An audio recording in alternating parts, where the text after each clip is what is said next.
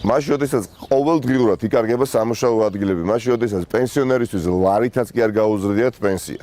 მაშინ როდესაც ქვეყანაში ყოველი მე-6 ადამიანი იკვებება ვალით. და ყოველი მე-5 ბავშვი შიმშილობს. და ხალხი არის ამ ქვეყნიდან გაქცევაზე, რომ საკუთარი ოჯახები შეინახონ რამენაირად საქართველოში. მაშინ როდესაც ყველაფერზე არის ფასები გაზრდილი. გაძვირდა კომუნალური გადასახადები, გააძვირეს საწვავზე ფასი, გააუფასურეს ლარი, ერთი სიტყვით, არაფერი მთელი ამ 6 წლის განმავლობაში სასიკეთო ამ ხელისუფლებას არ გაუკეთებია და დღეს შევიტყვეთ, რომ აი აქ სიღნაღის მუნიციპალიტეტი აპირებს ეხლა უკვე სიღნაღის მერიის თანამშრომლებისთვის ხელფასების ზრდას.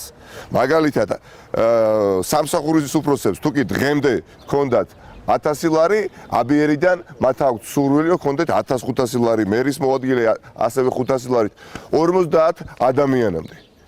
მაშინ როდესაც კიდევ ერთხელ ხაზს უსვამ, სოციალურად დაუცველი პენსიონერი, სტუდენტი, ყველა ფენის საზოგადოების წარმომადგენელი არის გაუსაძლის მდგომარეობაში. აქედან გამომდინარე, მე ვფიქრობ, რომ არანაირი მორალური უფლება არ აქვს დღეს სიღნაღის მუნიციპალიტეტს ხელფასები მოუმატოს საკუთარი ქართული ოცნების აქტივისტებს და მოუწოდებ, რომ დღეს 3 საათზეა მაქვს სტომა და ეს საკითხი დღის წესრიგიდან ამოიღონ. წინააღმდეგ შემთხვევაში მე ვფიქრობ, რომ ეს ყველაფერი არ დასრულდება მათთვის სასიკეთოდ. ეს არის დაცინვა საზოგადოების, ეს არის დაცინვა არა მხოლოდ სიღნაღის, მთელი კახეთის და მთელი საქართველოს.